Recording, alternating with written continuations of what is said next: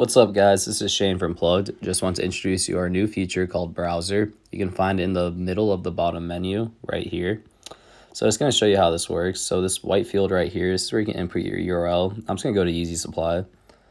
So in the upper, and then you press the play button. But in the upper right, you can see that plus sign. This will add more tabs. As you can see, it's loading Easy Supply.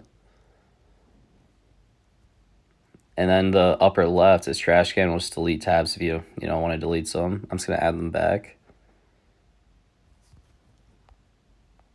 So then basically to edit, let's say you want to edit the URL on this page, you simply just edit the URL, press the play button again.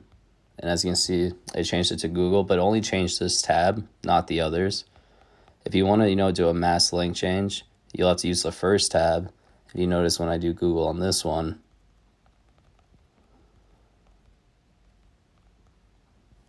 it'll change it for every tab. Thanks, guys.